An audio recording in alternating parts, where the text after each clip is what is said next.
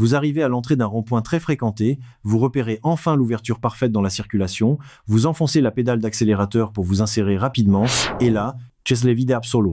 Pendant une seconde qui paraît durer une éternité, votre voiture ne réagit pas. Le moteur semble hésiter, réfléchir, avant de finalement donner un coup brutal, et de vous propulser en avant de manière totalement désordonnée. Il peut être que vous avez remarqué ces derniers temps que votre régime de ralenti joue au yo-yo au feu tricolore, que votre moteur a des ratés étranges à très basse vitesse, et que votre consommation de carburant s'est envolée sans aucune raison apparente. Vous scrutez votre tableau de bord avec angoisse, mais aucun voyant moteur ne s'allume pour vous indiquer la panne. Vous allez voir un garagiste, il branche sa valise, et il vous annonce avec un grand sourire que tout va bien, qu'il n'y a aucun code d'erreur, et que c'est sûrement dans votre tête. Rassurez-vous, vous n'êtes pas fou, et vous n'hallucinez pas. Ce que vous êtes en train de subir, c'est le fléau silencieux des systèmes d'accélérateurs électroniques modernes qui ont complètement perdu leur repère. Aujourd'hui, on va voir ensemble comment régler définitivement ce problème de réponse à l'accélération. Vous redonnez une voiture réactive, douce et prévisible, et le tout sans dépenser une fortune en concession.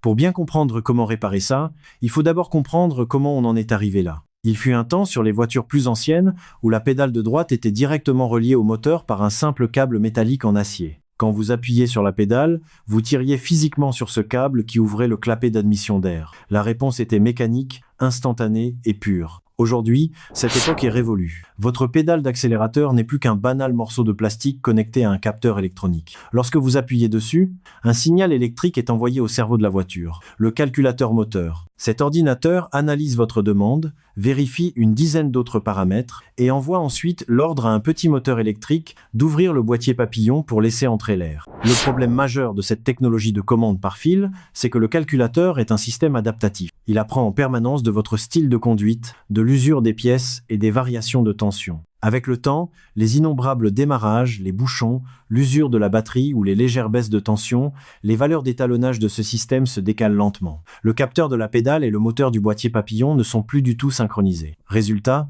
vous vous retrouvez avec une pédale spongieuse, un temps de réponse catastrophique et un comportement moteur totalement erratique. Et comme les valeurs restent dans une plage techniquement acceptable pour l'ordinateur, il n'allume aucun voyant de panne. Mais avant même de penser à réinitialiser le cerveau électronique de votre voiture, il faut s'attaquer à la mécanique pure, car aucune reprogrammation au monde ne pourra compenser une pièce physiquement encrassée. Le coupable numéro 1 de vos soucis de ralenti et d'accélération, c'est la saleté qui s'accumule dans votre boîtier papillon. Ce composant est la véritable porte d'entrée de l'air dans votre moteur. Avec les kilomètres, les vapeurs d'huile brûlante provenant du système de recyclage des gaz du carter et les fines poussières qui passent à travers le filtre à air viennent former une croûte noire, collante et très épaisse tout autour du volet métallique. Cette boue carbonée empêche le volet de se fermer ou de s'ouvrir avec précision. Le petit moteur électrique force, le calculateur reçoit des données faussées et le régime moteur devient instable. Une excellente règle d'or en mécanique préventive est de nettoyer ce boîtier papillon tous les 20 000 km environ. Mais attention,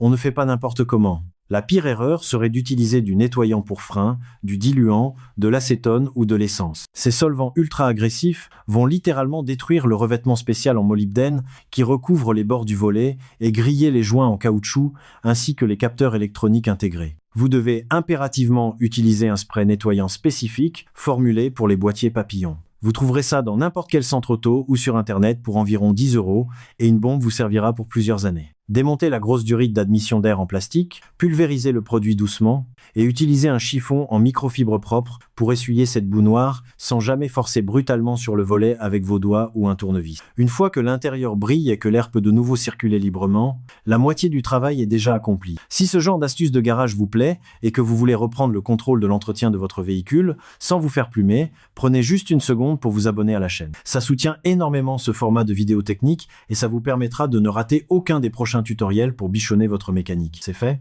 Alors on retourne sous le capot pour la partie électronique. Maintenant que le passage de l'air est parfaitement propre, nous devons forcer l'ordinateur de la voiture à oublier ses mauvaises habitudes et à réapprendre les positions exactes de l'accélérateur. La méthode la plus radicale et la plus profonde, surtout si vous venez de remplacer votre batterie ou que la voiture a un comportement vraiment étrange, c'est la procédure de déconnexion totale. Cette technique va vider la mémoire adaptative du calculateur. Garez votre véhicule sur une surface plane et bien dégagée, serrez fermement le frein à main, éteignez le moteur et retirez la clé du contact. Ouvrez le capot et laissez la voiture reposer dans le silence complet pendant au moins 5 à 10 minutes. C'est crucial, car les modules électroniques modernes ont besoin de temps pour s'endormir complètement après l'arrêt du moteur. Munissez-vous ensuite d'une clé plate ou à pipe, généralement de 10 ou de 13 mm selon les modèles, et desserrez l'écrou de la cosse négative de votre batterie, celle qui est marquée d'un signe moins et qui a souvent un câble de couleur noire. Ne débranchez jamais le positif en premier pour des raisons évidentes de sécurité et de risque de court-circuit avec la carrosserie. Retirez la cosse négative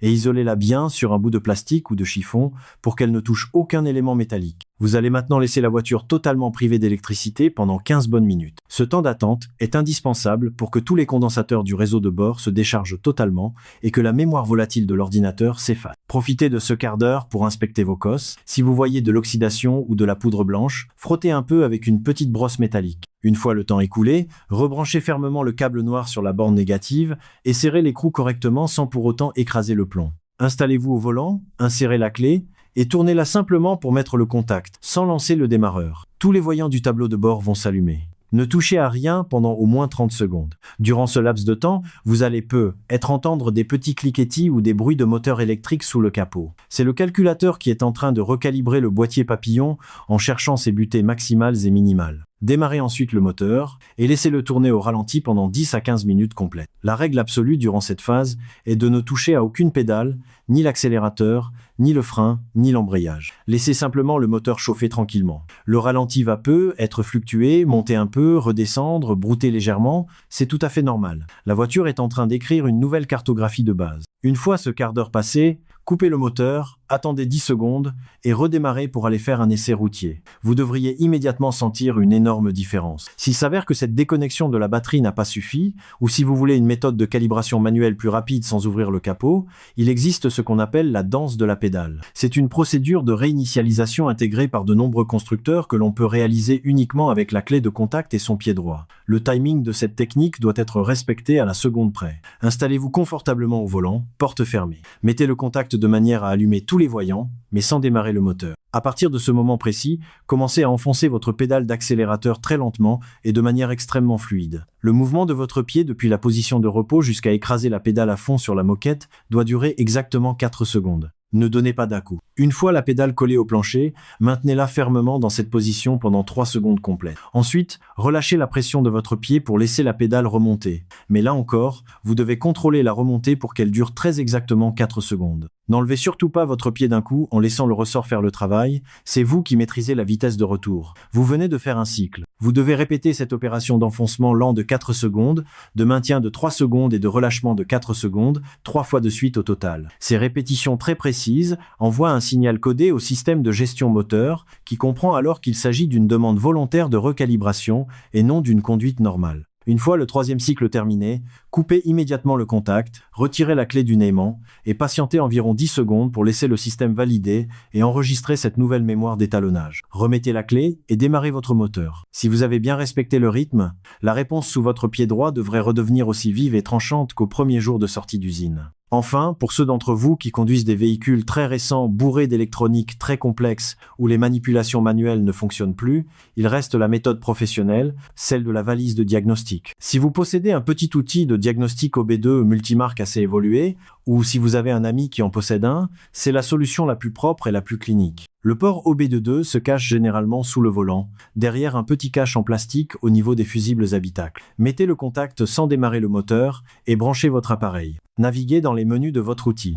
Les traductions varient selon les marques d'appareils, mais vous devez chercher des fonctions qui s'appellent souvent apprentissage du papillon, réinitialisation de l'accélérateur, adaptation TPS ou fonction de service moteur. Une fois l'option trouvée, l'écran de votre appareil va vous guider pas à pas. Il va souvent vous demander de confirmer que le moteur est bien à l'arrêt, que la tension de la batterie est suffisante, et va parfois vous demander d'appuyer à fond sur la pédale à un moment précis avant d'appuyer sur la touche de validation. L'appareil va alors envoyer directement la commande logicielle au calculateur pour écraser les anciennes valeurs et forcer la réinitialisation du capteur de position. C'est rapide, sans effort physique et d'une précision chirurgicale. Comme pour les autres méthodes, après avoir débranché l'appareil, démarrez le moteur et laissez-le tourner au ralenti un bon quart d'heure pour qu'il stabilise son nouveau réglage avant de prendre la route pour valider l'intervention. En fin de compte, l'entretien d'une voiture moderne ne se résume pas toujours à changer des pièces coûteuses au moindre petit dysfonctionnement ou au premier comportement étrange. Très souvent, les pièces mécaniques sont encore en parfait état de fonctionnement, mais c'est simplement le dialogue informatique entre les différents capteurs qui s'est détérioré avec le temps. Prendre quelques minutes le dimanche matin pour nettoyer méticuleusement l'entrée d'air de son moteur avec le bon produit et réinitialiser la communication entre la pédale et le boîtier d'admission, c'est un acte de bon sens qui vous évitera des factures de recherche de panne exorbitantes au garage, qui redonnera une seconde jeunesse à votre mécanique et qui fera chuter votre consommation de carburant. Si ce diagnostic détaillé vous a été utile et que vous vous sentez désormais capable de régler ces petits caprices électroniques vous-même, pensez à vous abonner à la chaîne pour soutenir mon travail. Laissez-moi également un petit commentaire pour me dire laquelle de ces méthodes a fonctionné sur votre modèle de voiture. C'est toujours passionnant d'échanger sur vos retours d'expérience. Prenez soin de vos mécaniques, restez prudents sur la route et on se retrouve très vite pour un nouveau diagnostic complet sous le capot.